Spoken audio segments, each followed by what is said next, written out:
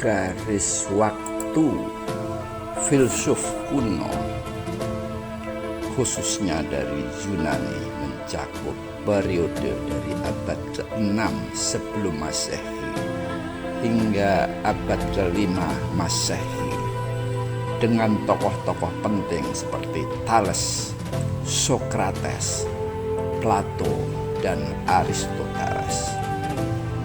Filsafat Yunani kuno dianggap sebagai cikal bakal filsafat Barat modern dan ditandai dengan pergeseran dari penjelasan mitologis ke pendekatan rasional dalam memahami alam semesta dan kehidupan manusia. Berikut adalah garis waktu beberapa filsuf Yunani kuno, yang utamanya yaitu periode filsuf pra-Sokrates. Pertama ada Thales dari Miletus, kemudian Anaximander, berikutnya Anaximenes, berikutnya adalah Pythagoras. Dia dikenal karena kontribusinya pada matematika dan musik, dan dia juga mendirikan sekolah filsafat yang menekankan pentingnya angka dan harmoni. Berikutnya adalah Heraklitus. Heraklitus ini dikenal dengan konsep perubahan abadi dan filosofinya tentang api sebagai unsur dasar alam semesta. Parmenides sekitar 500 tahun sebelum Masehi.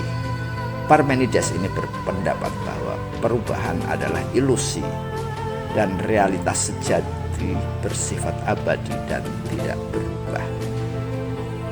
Berikutnya adalah Zeno dari Elea sekitar 490 sebelum Masehi.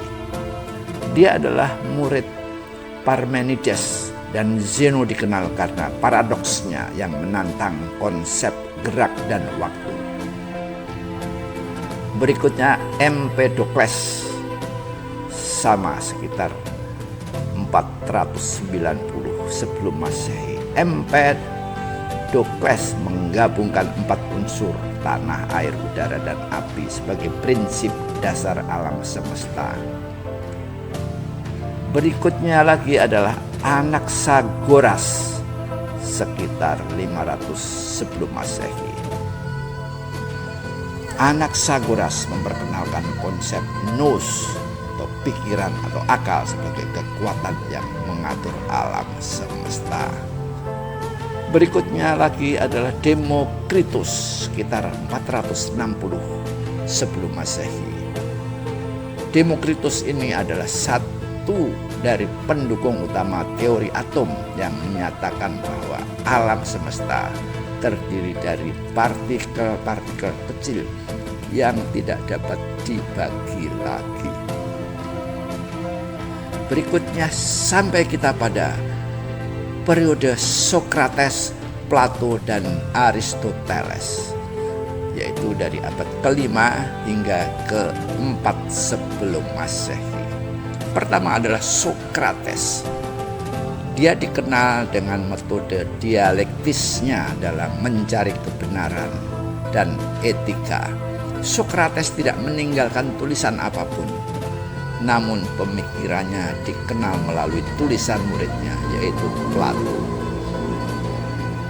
Setelah itu kita sampai kepada Plato, yaitu pada kurun waktu 428 hingga 348 sebelum Masehi. Plato ini hidup hingga umur 80 tahun. Sebagai murid Sokrates, Plato mendirikan akademi di Athena dan dikenal karena teori bentuknya yang menyatakan bahwa dunia material adalah refleksi dari dunia ideal yang lebih tinggi. Berikutnya adalah Aristoteles pada periode 384 hingga 322 sebelum Masehi. Aristoteles hidup hingga umur 62 tahun, dan dia sebagai murid Plato, dia adalah seorang pemikir ensiklopedis yang memberikan kontribusi besar dalam berbagai bidang ilmu pengetahuan, termasuk logika, etika, metafisika, dan politik. Berikutnya lagi adalah Zeno dari Citium pada periode tahun 334 hingga 262 sebelum Masehi, atau hidup berumur 72 tahun. Zeno dari Citium Siprus ini adalah pendiri aliran filsafat Stoa yang diajarkan di Athena di sekitar tahun 300 sebelum Masehi. Berdasarkan gagasan moral kaum sinis, Stoicisme sangat menekankan kebaikan dan kedamaian pikiran yang diperoleh dari menjalani kehidupan yang berbudi luhur sesuai dengan kodrat.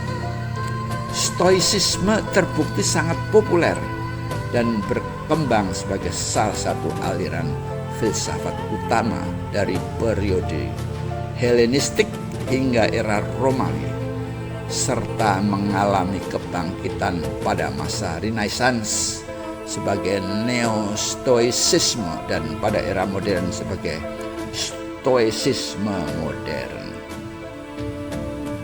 Sokrates, Plato, dan Aristoteles, tiga filsuf Yunani kuno yang pemikirannya sangat berpengaruh tersebut, memiliki pokok-pokok ajaran yang berbeda namun saling terkait. Sokrates misalnya dikenal dengan metode dialektika dan fokus pada etika serta moralitas. Sedangkan Plato mengembangkan teori ide dan memisahkan dunia fisik dari dunia ide. Dan Aristoteles, murid Plato, menekankan pada pengetahuan empiris dan observasi dunia nyata.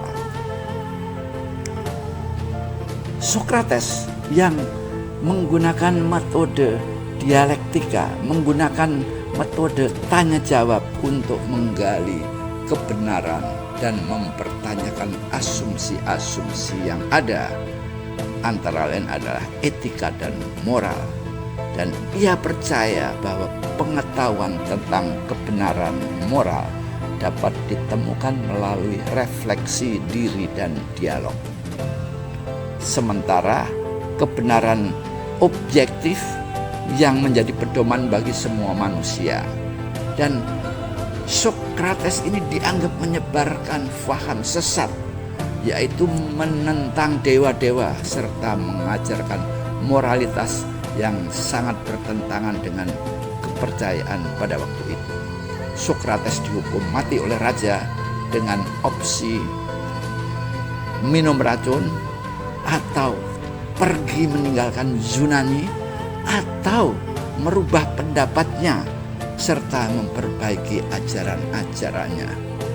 Dan ia memilih mati meminum racun dan tetap teguh mempertahankan pendapatnya. Berikutnya Plato. Plato membagi realitas menjadi dua, yaitu dunia fisik yang berubah dan dunia ide yang abadi. Pengetahuan sejati hanya dapat ditemukan di dunia ide. Metafisika, ia menekankan pada konsep bentuk-bentuk ideal sebagai realitas tinggi.